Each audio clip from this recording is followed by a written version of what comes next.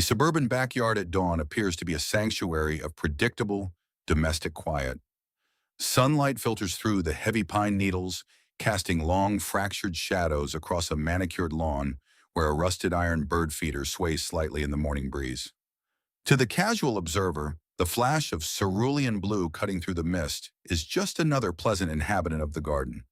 But if you look closer, past the brilliant, iridescent feathers and the sharp crest, you are not looking at a simple creature of instinct. You are looking at an active surveillance operation.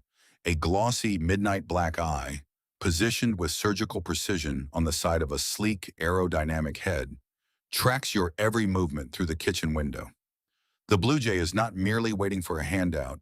It is executing a sophisticated data gathering mission, mapping the exact parameters of its environment and cataloging the behavioral patterns of every living organism within its territory. For decades, orthodox ornithology dismissed these vibrant corvids as loud, aggressive opportunists driven by basic survival mechanisms. Yet when we subject their daily routines to rigorous ethological scrutiny, the facade of the simple backyard bird shatters. Consider the precise moment a blue jay lands on a weather-worn wooden fence post, its heavy, slate-colored beak holding a single, uncracked peanut. The bird does not immediately consume the prize. Instead, it performs a rapid series of microscopic head tilts, weighing the object, assessing its caloric density, and measuring the structural integrity of the shell against the cold wood. This is not random foraging. This is a calculated risk assessment executed by a brain that, relative to body size, rivals the cognitive proportions of a chimpanzee.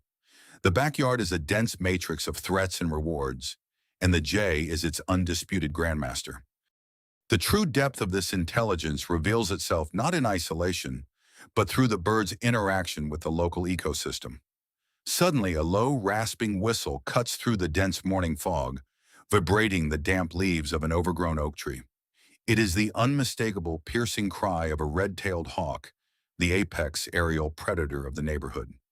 Smaller songbirds freeze instantly, their tiny bodies locking in terror against the bark, blending into the shadows to avoid detection. But there is no hawk in the sky. Perched high on a telephone wire, next to a cracked porcelain insulator, sits the blue jay. Its throat muscles contract in a flawless, deceptive mimicry, projecting the predator's exact acoustic signature across the yard. This acoustic manipulation is a masterclass in tactical deception. By deploying a false flag operation, the jay triggers a wave of panic that clears the feeding station of all competitors. As the terrified finches and sparrows scatter into the dense brambles, the jay drops silently from its perch, its wings tucked tight, catching a stray beam of sunlight that illuminates the intricate white bars on its primary feathers. It claims the prime feeding ground without striking a single blow. This behavior requires an advanced cognitive architecture capable of intentionality. The jay must understand the psychological state of other species, predicting how they will react to a specific auditory stimulus and exploiting that fear for its own material gain. This sophisticated manipulation hints at an even deeper cognitive breakthrough, one that challenges our fundamental understanding of non-human minds. Deep within the avian forebrain lies a dense cluster of neurons known as the nidipallium, a region analogous to the human prefrontal cortex. This neural powerhouse enables the blue jay to possess a mental time travel machine, a highly developed episodic memory that allows the bird to replay past human encounters and environmental events frame by frame. When a jay buries an acorn beneath a patch of damp moss near a cracked concrete bird bath, it is not just reacting to a seasonal urge. It is planning for a specific, distant future, encoding the exact spatial coordinates of the cache relative to the shifting shadows of the afternoon sun. The complexity intensifies when the jay realizes it is being watched. If a rival crow or another dominant jay is perched on a nearby garage roof, observing the burial, the caching bird engages in an astonishing counter-espionage strategy. It will deliberately go through the motions of digging into the soft earth, pressing its beak into the soil, and patting the dirt flat with its beak, all while secretly retaining the acorn in its sublingual pouch. It then flies to a completely different hidden location behind a rusted drainpipe to deposit the actual food. This false caching behavior demonstrates a profound level of cognitive empathy, an understanding that another individual possesses a mind, has visual access to information, and can form intentions to steal. The blue jay is actively managing the beliefs of those around it, running a complex psychological simulation of its peers' thoughts to protect its hidden assets. As the sun rises higher, striking the reflective glass of the suburban home, the jay's surveillance expands to include the human inhabitants. It notes the exact time the back door creaks open on its rusted hinges, the specific color of the container holding the sunflower seeds, and even the unique stride of the individual who poses a threat versus the one who brings food. If a human approaches the nest with an air of curiosity, the jay's demeanor shifts from quiet observation to aggressive defensive posturing.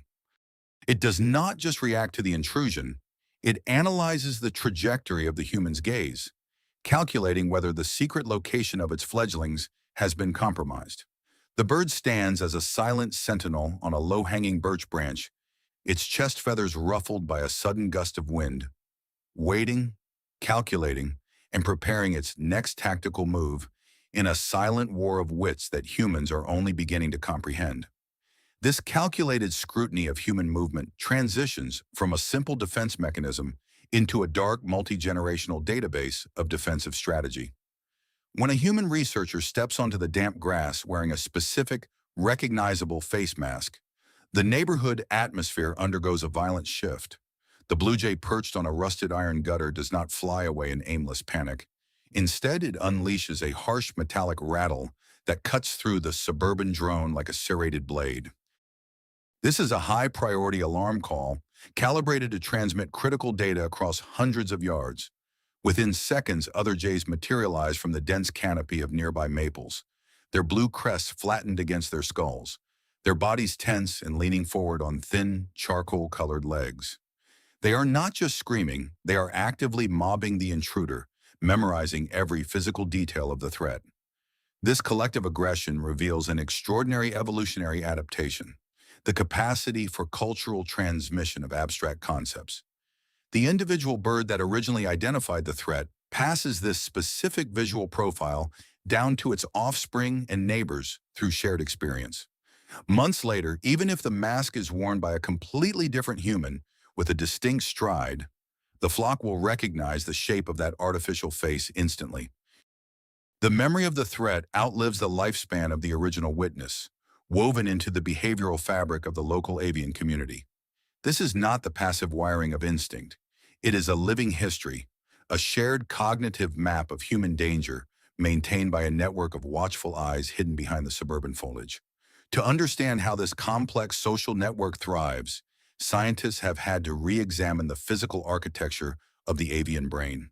For centuries, classical biology maintained that because birds lacked the layered cerebral cortex found in mammals, they were incapable of higher-order thought. This anatomical bias collapsed under the microscopic lens. The avian nidopallium, dense with highly packed, interconnected neurons, operates at a processing speed that surpasses many mammalian brains. When a jay sits perfectly still on a moss-covered oak branch, its beak slightly parted, it is processing visual information at a much higher frame rate than the human looking up at it. The flickering of a fluorescent garage light or the rapid turning of a human head is perceived by the bird in ultra-high definition, allowing it to read the most subtle shifts in micro-expressions and muscle tension. This hyper-acute perception transforms the backyard into a theater of cognitive games. Watch a blue jay approach a puzzle box left on a weathered wooden deck.